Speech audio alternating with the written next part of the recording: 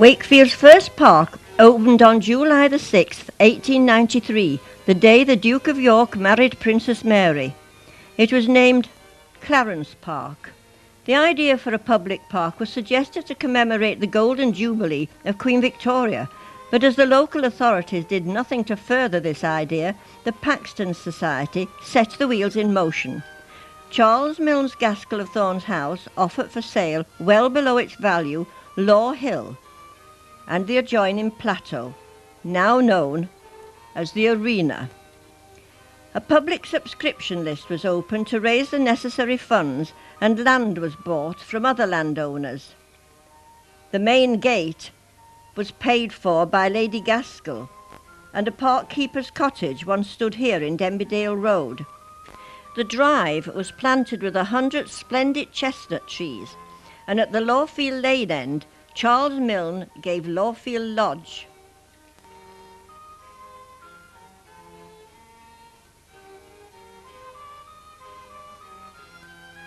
A conventional bandstand was placed at the top of Law Hill, given by Gerald Milnes Gaskell, an unfortunate choice, as people often rolled down when an event drew a jostling crowd.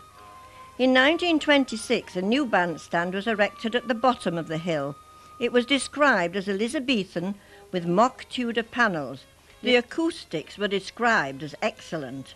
Upon the death of Alderman Kingswell in 1919, the last owner of Homefield House and an original trustee, the council purchased the house and its 14-acre estate to add to the original park, coinciding with National Peace Day to mark the end of World War I.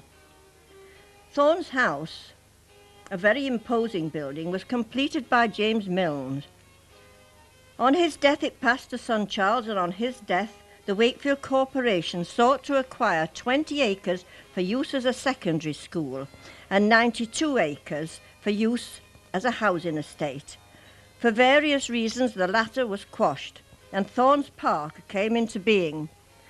On August the 2nd, 1924, Thorne's house became a grammar school, which was unfortunately destroyed by fire in 1951, now rebuilt, all that remains being a part of the front and the gymnasium.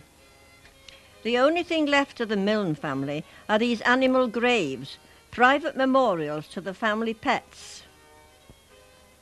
One large tablet is inscribed to the smallest of pets, my mouse.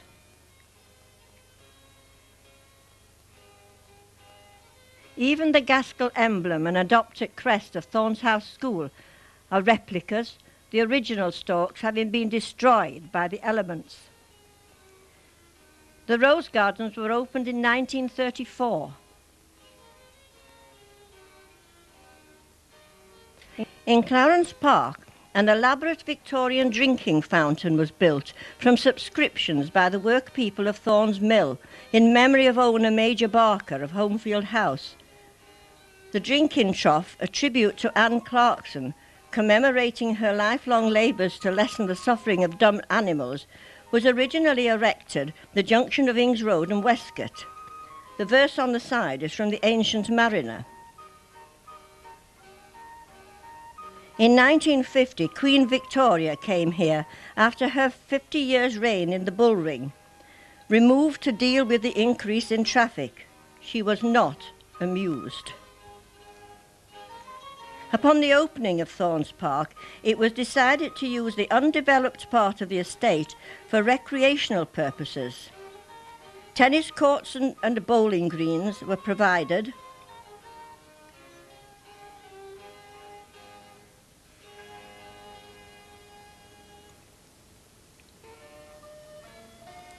And later, a putting green and pitch and putt were added.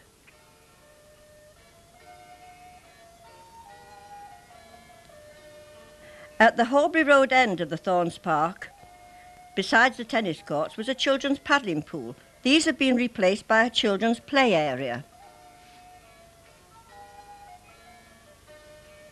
The lake is a favourite venue with ducks and geese, dogs and children and grown-ups alike.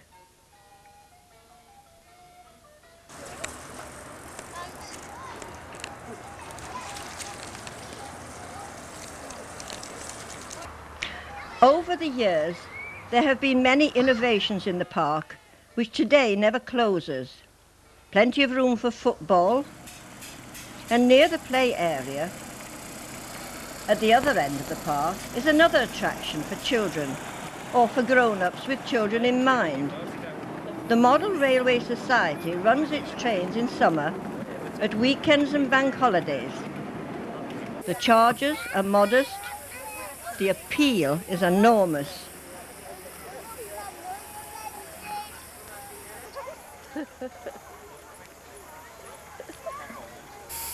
A few years ago, this young man was such a regular customer, he was allowed to drive the first train round a newly added track, allowing more trains to run at the same time.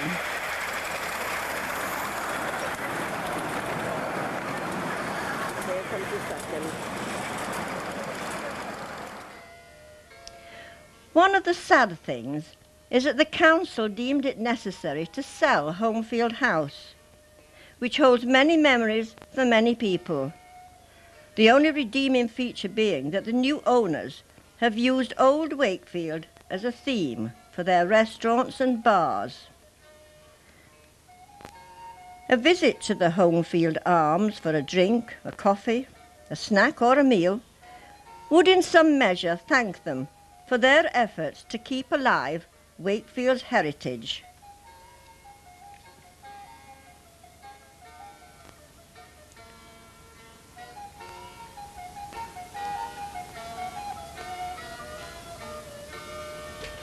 Throughout the seasons there is much to see and enjoy. Winter brings the snow and ice, providing children with yet another activity, though I don't suppose it's a favourite time with the geese.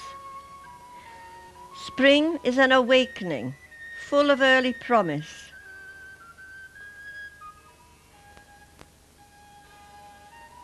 But summer is a favourite time for everyone to enjoy all the park's amenities, not forgetting the floral displays.